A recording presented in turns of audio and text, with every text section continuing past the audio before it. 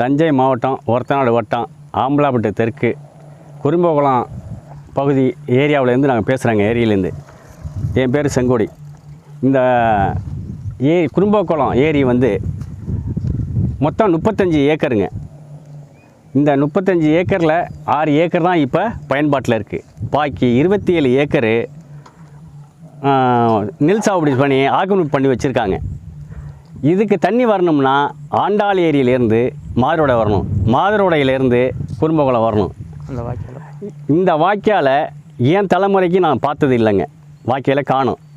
அப்படி இருக்கும்போது கல்லணை கால்வாய் புனரமைப்பு திட்டத்தில் நீங்கள் அடித்தளம் போட்டு காங்கிரீட் போடுறேங்கிறீங்க. வாய்க்காலே இல்லாமல் சர்வே பண்ணாமல் எப்படி காங்கிரீட் போடுவீங்க?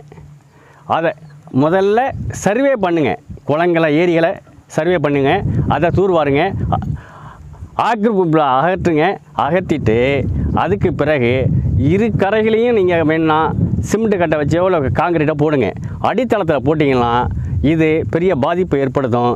ஏன் பாதிப்பு ஏற்படுத்தும்னா, ஆற்றுல கல்லணை கால்வாயில் தண்ணி நிப்பாட்டின பிறகு அந்த தண்ணி 1 மாத காலம் ஆற்றுல கிடக்கும்போது நிலத்தடி நீர் நம்மளுக்கு கிடைக்கும். ஆழ்குழாய் கிணறுக்கும் தண்ணி கிடைக்கும், மக்களுக்கும் ஆடு மாடு கால்நடைகளுக்கும் தண்ணீர் நல்லா கிடைக்கும். அதனால் இங்கேருந்து ஆண்டாள் ஏரியிலேருந்து மாதரோடையிலேருந்து குறும்பகுளத்துலேருந்து பாலக்காய் ஏரிக்கு வாய்க்கால், அந்த வாய்க்காலையும் காணுங்க.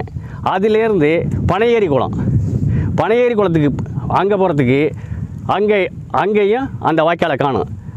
அந்த பாலக்காய் ஏரியிலேருந்து வெள்ளப்பொட்டல்னு ஒரு ஏரி இருக்குங்க, அந்த வெள்ளப்பொட்டலுக்கு போகிற அந்த வாய்க்காலையும் காணுங்க. இந்த வாய்க்காலை காணாமல் நீங்கள் எப்படி காங்கிரீட் தளம் போடுவீங்க சர்வே பண்ணாமல்? அதனால் நீங்கள் இந்த முதல்ல சர்வே பண்ணுங்கள்.